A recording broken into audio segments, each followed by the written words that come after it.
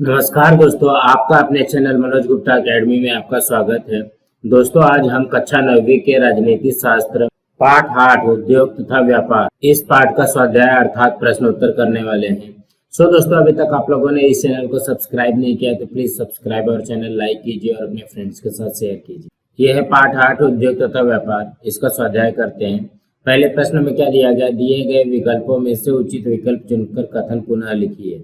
तो पहले कथन में क्या दिया गया है? वर्ष 1948 में खाली जगह उद्देश्य से भारतीय औद्योगिक वित्त निगम की स्थापना की गई। ऑप्शन में दिया गया है औद्योगिक क्षेत्र का अधिक विकास होना आवश्यक है। दूसरा ऑप्शन है औद्योगिक परियोजनाओं को दीर्घ अवधि के लिए ऋण उपलब्ध करवा देना आवश्यक है। तीसरा है रोजगार निर्मित होनी चाहिए और चौथा है तैयार माल की गुणवत्ता निश्चित होनी चाहिए। इसके उत्तर में आएगा औद्योगिक परियोजनाओं को दीर्घ अवधि के लिए ऋण उपलब्ध करवा देना आवश्यक है। दोस्तों, अगला करते हैं। दूसरे प्रश्न में क्या दिया गया? भारत के खाली जगह उद्योग को सनराइज क्षेत्र कहा जाता है। ऑप्शन में दिया गया पटसन, वाहन, सीमेंट और खादी तथा ग्रामोद्योग। इसके उत्तर में आएगा वाहन। भारत के वाहन उद्योग को सनराइज क्षेत्र कहा जाता है। तीसरे में क्या दिया गया? वस्त्रोद्योग समिति का प्रमुख कार्य खाली जगह है। पहला ऑप्शन है कपड़ा उत्पादन करना, दूसरा है वस्त्रों की गुणवत्ता निश्चित करना, तीसरा है वस्त्र निर्यात करना और चौथा है नागरिकों को रोजगार उपलब्ध करवा देना। इसके उत्तर में आएगा वस्त्रों की गुणवत्ता निश्चित करना। वस्त्रोद्योग समिति का प्रमुख कार्य वस्त्रों की गुणवत्ता निश्चित करना है। चौथे में क्या दिया गया है? साइकिल उत्पादन में खाली जगह भारत का प्रमुख शहर है। ऑप्शन में दिया गया मुंबई, लुधियाना, कोचीन, कोलकाता। इसके उत्तर में आएगा लुधियाना। साइकिल उत्पादन में लुधियाना भारत का प्रमुख शहर है। दोस्तों, अब हम अगला प्रश्न करते हैं। ब में क्या दिया गया है? निम्न में से विसंगत जोड़ी पहचानिए और लिखिए। उसमें से पहली जोड़ी क्या है? भारतीय औद्योगिक वित्त निगम औद्योगिक परियोजनाओं को दीर्घावधि के लिए ऋण उपलब्ध करवा देना। दूसरा है औद्योगिक विकास निगम औद्योगिक क्षेत्र का विकास करना। तीसरा है वस्त्रोद्योग समिति बुनकरों का कल्याण करना और चौथा है खादी तथा ग्रामोद्योग आयोग। इसका काम क्या है? ग्रामीण क्षेत्रों में औद्योगिकीकरण को बढ़ावा देना। इसमें से कौन सी विसंगत जोड़ी है? इसकी विसंगत जोड़ी में आएगी वस्त्रोद्योग समिति बुनकरों का कल्याण करना। दोस्तों, अब हम अगला प्रश्न करते हैं। दूसरे प्रश्न में क्या दिया गया है? पाठ की सहायता से संकल्पना चित्र तैयार की। किसका संकल्पना चित्र तैयार करना है? भारत के उद्योग का। तो भारत के उद्योग के संकल्पना चित्र में क्या क्या आएगा? पहला है खाद्यान्न उत्पादन उद्योग, दूसरा कृषि आधारित उद्योग, तीसरा है प्रकृति पर आधारित उद्योग, चौथा है वाहन उद्योग और पांचवा है अन्य उद्योग। तो खाद्यान्न उत्पादन उद्योग में कौन कौन से आएंगे? कृषि उद्योग, फलोत्पादन, पशुपालन, मुर्गी पालन, मत्स्योद्योग और दुग्ध व्यवसाय। और कृषि आधारित उद्योग में क्या क्या आएगा? पटसन उद्योग, खादी उद्योग, वस्त्रोद्योग।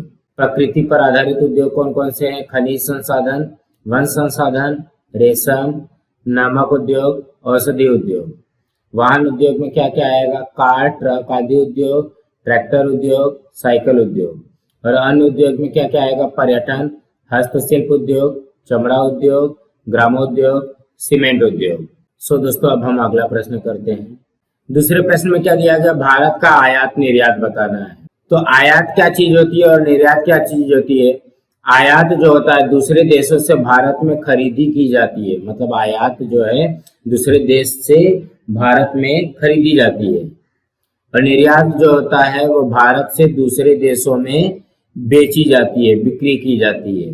भारत में दूसरे देशों से कौन कौन सी चीजें आती हैं, कौन सी चीजें खरीदी जाती हैं?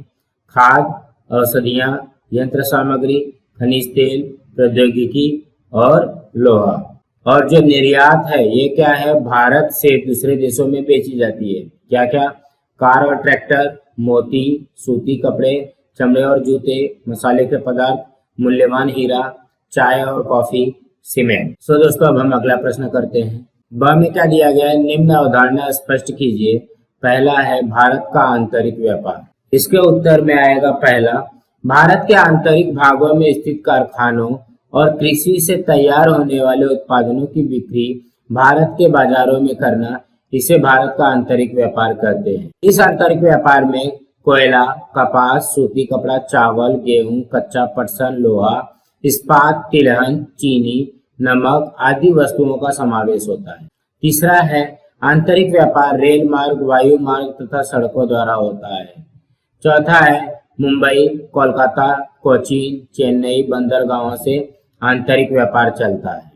दोस्तों अब हम अगला प्रश्न करते हैं। तीसरे प्रश्न में क्या दिया गया है, निम्न कथन कारण सहित स्पष्ट कीजिए। पहला कथन क्या दिया गया है, भारत में पर्यटन उद्योग बढ़ रहा है। इसके उत्तर में आएगा पहला, भारत में विभिन्न स्थानों पर विभिन्न धर्मों के प्रार्थना स्थल और तीर्थ स्थल है। दूसरा, राजमहल, किले, स्मारक, गुफाएं आदि ऐतिहासिक वास्तु हैं। तीसरा, पर्वत, नदियों के संगम, वन, उद्यान, समुद्र तट ऐसे प्राकृतिक सौंदर्य के प्रदेश हैं। चौथा, ऐसे विविध स्थानों की यात्रा के लिए तरह तरह की सुविधाएं सरकार और निजी व्यवसायियों द्वारा की गई है। इन कारणों से भारत में पर्यटन उद्योग बढ़ रहा है। दोस्तों अगला करते हैं। दूसरे में क्या दिया गया है, भारतीय जनता के रहन सहन का स्तर सुधर रहा है। इसके उत्तर में आएगा पहला, भारत में प्रतिवर्ष अनेक प्रकार के उद्योग धंधे बढ़ रहे हैं। दूसरा, भारतीय वस्तुओं की अंतरराष्ट्रीय बाजारों में बिक्री हो रही है। तीसरा, आधुनिक पद्धतियों और यांत्रिक औजारों द्वारा खेती की जाने के कारण कृषि उत्पादन में वृद्धि हो रही है। और चौथा है, कृषि और औद्योगिक विकास के कारण रोजगार के अवसर बढ़ रहे हैं। इन सभी कारणों से भारतीय जनता के रहन सहन का स्तर सुधर रहा है। दोस्तों अगला करते हैं। ब में क्या दिया गया है, निम्न प्रश्नों के उत्तर 25 से 30 शब्दों में लिखिए। उसमें से पहला है, कृषि व्यवसाय को प्रोत्साहन देने के लिए सरकार कौन कौन से प्रयत्न कर रही है। इसके उत्तर में आएगा, कृषि व्यवसाय को प्रोत्साहन देने के लिए सरकार अग्रलिखित प्रयत्न कर रही है। पहला है, ग्रामीण क्षेत्रों में बैंकों और सहकारी संस्थाओं द्वारा किसानों को कर्ज दिया जाता है। दूसरा, कृषि संबंधी सुधारों के लिए किसानों को पंचायत समिति द्वारा प्रशिक्षण दिया जाता है। तीसरा है, कृषि सैर और किसान सम्मेलन आयोजित किए जाते हैं। चौथा, किसानों को कृषि औजार, बीज और खाद्य उचित मूल्य पर दी जाती है। पांचवा, कृषि विश्वविद्यालय के विस्तार सेवा विभाग द्वारा किसानों को मृदा परीक्षण, फलोद्यान, नर्सरी, मत्स्य व्यवसाय, मुर्गी पालन, बकरी पालन, गाय भैंस पालन, दुग्ध व्यवसाय आदि के प्रशिक्षण दिए जाते हैं। छठवां है, जिला व्यवसाय मार्गदर्शन संस्थाओं द्वारा भी मार्गदर्शन किया जाता है। सातवां है, उत्पादित माल के भंडारण हेतु गोदाम बनाने के लिए सरकार आर्थिक सहायता देती है। और आठवां है, फसल बीमा संरक्षण, उत्पादित माल की खरीदी आदि विषयों में सरकार किसानों की सहायता करती है। अब हम अगला करते हैं। दूसरे में क्या दिया गया है, पर्यटन के क्षेत्र में नागरिकों के लिए रोजगार कैसे निर्माण होता है। इसके उत्तर में आएगा पहला, पर्यटन क्षेत्र के स्थानों पर अनेक पर्यटकों के आने के कारण स्थानीय नागरिकों को बड़े पैमाने पर रोजगार मिलता है। दूसरा, होटल, लॉज, फल सब्जी विक्रेता आदि को रोजगार मिलता है। तीसरा, पर्यटन स्थल पर पर्यटकों को ले आने के लिए रिक्शा वालों, टैक्सी वालों, घोड़े वालों आदि को रोजगार मिलता है। चौथा है, कलात्मक वस्तुओं की दुकानें लगती हैं। और पांचवा है, पर्यटन स्थल की जानकारी देने के लिए मार्गदर्शक के रूप में रोजगार उपलब्ध होते हैं। अब हम अगला प्रश्न करते हैं। तीसरे में क्या दिया गया, भारत में वन संसाधन पर आधारित कौन कौन से व्यवसाय चलते हैं। इसके उत्तर में आएगा, भारत में वन संसाधन पर आधारित निम्नलिखित व्यवसाय चलते हैं। पहला है, माचिस, लकड़ी की वस्तुएं तैयार करने वाले उद्योग। दूसरा है, कागज, अखबारी कागज, दफ्ती आदि बनाने के उद्योग। तीसरा है, रेशम, शहद, लाख, रंग काम के लिए आवश्यक कच्चा माल तैयार करने वाले व्यवसाय। चौथा है, औषधि वनस्पतियों से औषधि तैयार करने वाले व्यवसाय। और पांचवा है, इमारती लकड़ी, ईंधन की लकड़ी आदि के व्यवसाय भी चलते हैं। अब हम अगला करते हैं। चौथे में क्या दिया गया है, भारत के चमड़ा उद्योग पर टिप्पणी लिखिए। इसके उत्तर में आएगा, चमड़ा कमाने का उद्योग संपूर्ण भारत में चलता है। इसमें से पहला है, चमड़े से जूते चप्पल बनाने का बड़ा व्यवसाय होता है। दूसरा, मुलायम चमड़े से सुशोभन की विभिन्न वस्तुएं, पर्स, जैकेट आदि तैयार करने वाले व्यवसाय हैं। तीसरा है, कुएं से पानी निकालने के मोट, बैग आदि चमड़े की वस्तुएं निर्मित करने के भी व्यवसाय संपूर्ण भारत में चलते हैं। चौथा है, शोभा की वस्तुएं, जूते, चप्पल आदि वस्तुओं के भारत से दूसरे देशों में निर्यात करने का व्यवसाय बड़े पैमाने पर चलता है।